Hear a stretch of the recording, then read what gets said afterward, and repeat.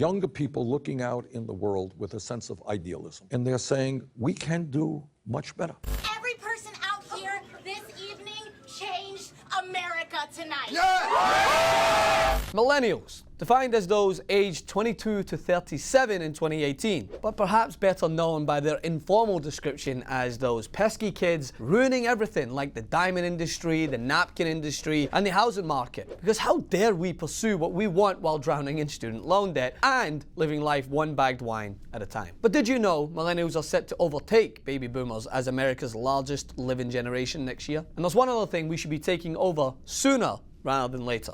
Congress. I mean, let's be real. Congress is the one thing already so broken that even us messed up millennials couldn't make worse. Because while the median US age was 37.9 in 2016, the average age of a US House representative last year was 58, and the average age in the Senate, 62. Keeping in mind there are age restrictions. I mean, you can go ahead and buy an AR-15 at 18, but God forbid you serve in the House. You have to be 25 or 30 in the Senate. Regardless, 63% of the 111th Congress is made up of baby boomers. You know, the people who ask questions like, what is the Facebook? I have to admit that all of this is just boring as beans. And what are we talking about? And think it's cool to promote Uzi corns to toddlers. Well, this is one for the girls. It's a lovely little unicorn. Generation X makes up 23%, the silent generation 11%, while millennials comprise a measly 2%. 2%! But the tide is changing. According to Moneyish, around 200 millennials are or already have run for Congress during the current cycle. And the boomers on both sides are scared. And nobody has shook their Zimmer frame quite like Alexandria Ocasio-Cortez, resulting in bipartisan attacks from both sides of the swamp. But while that is expected from the majority rich white males that run our government, I have a question for the American public who, after being asked the question of should we have more millennials in office, voiced their disdain. Shouldn't our public bodies represent America? If the answer is yes, then you've already admitted to us needing more millennials in office. By George, he's got it. By George, he's got it.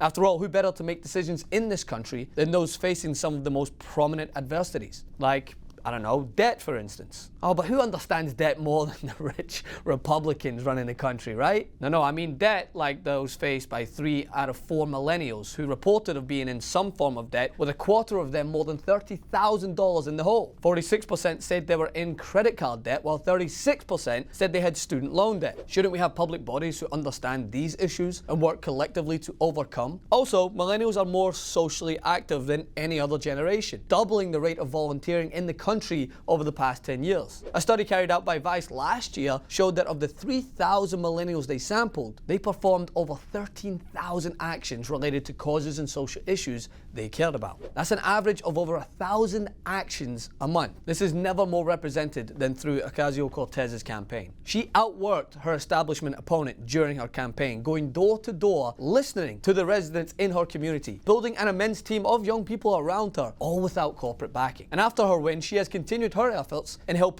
others in their campaigns. Not to mention that the shift of including more young people in office runs hand in hand with more women in office. When asked about issues they care about in regards to the current US political system, representation was outlined as a priority among young people, an area that is still largely overlooked in Congress considering women only make up 1/5 of the 535 congressional seats. Millennials understand more than anything the need for representation in office, as well as a need to address the everyday issues that have impacted them, all while being lambasted as lazy and entitled, of course. And I'll leave you with this great point that I found on Twitter when asked should there be more millennials in Congress. Millennials have fought in 2 wars, not of our own making, powered through an economic collapse, not of our own doing, pay taxes, have kids, and contribute into Social Security. Why is this even a question?